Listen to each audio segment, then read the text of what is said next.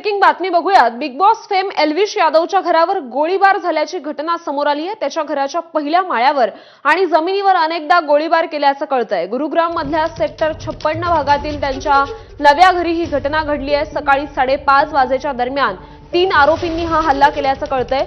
सध्या आरोपी फरार झाले असून पोलीस त्यांचा शोध घेत आहेत।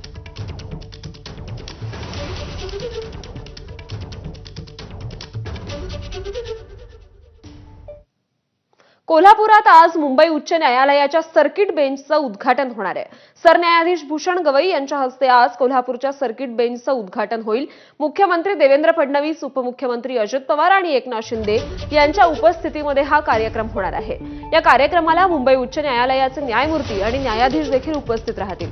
गेल्या 42 वर्षांपासून कोल्हापूरमध्ये सर्किट बेंच व्हावं यासाठी लढा सुरू होता। अखेर त्याला यश मिळाल्यानं कोल्हापूरसह सांगली, सातारा, सोलापूर, रत्नागिरी, सिंधुदुर्ग या 6 जिल्ह्यातील नागरिकांना याचा फायदा होईल। मुंबई उच्च न्यायालयामध्ये पेंडिंग असलेल्या 6 जिल्ह्यातील जवळपास 70,000 केसेस आता सर्किट बेंचमध्ये चालवल्या जाणार आहेत।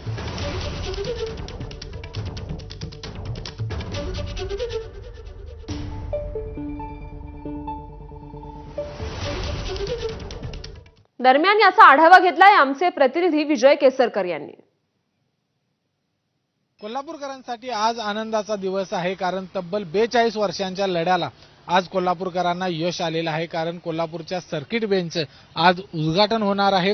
देशाचे सरन्यायाधीश भूषण गवई यांच्या हस्ते कोल्हापूर सर्किट बेंचचं आज उद्घाटन होते आणि या कार्यक्रमाला मुख्यमंत्री, दोन्ही उपमुख्यमंत्री, त्याचबरोबर मुंबई उच्च न्यायालयाचे न्यायाधीश, न्यायमूर्ती ही सगळी मंडळी आहेत ती आज कोल्हापूरमध्ये येणार आहेत। आणि कोल्हापूरकरांचा जो लढा आहे तो जवळपास 42 वर्षांपासूनचा होता की या ठिकाणी कोल्हापूरला एक सर्किट बेंच असावं, मुंबई उच्च न्यायालयाचं सर्किट बेंच असावं, जेणेकरून कोल्हापूरसह सांगली, सातारा, सिंधुदुर्ग, रत्नागिरी, सोलापूर या जिल्ह्यांना येथे या सर्किट बेंचची मदत होईल आणि इथली जी सगळी मंडळी आहेत, जिथले जे सगळे खटले आहेत ते मुंबईला न चालवता याच ठिकाणी कोल्हापूरमध्ये चालवावे येतील, अशा पद्धतीची या ठिकाणी भूमिका आहे ते या 6 जिल्ह्यातील नागरिकांची होती आणि त्याला आता यश आलेलं आहे। कोल्हापूरला उद्यापासून एक वेगळी ओळख आहे ती या ठिकाणी निर्माण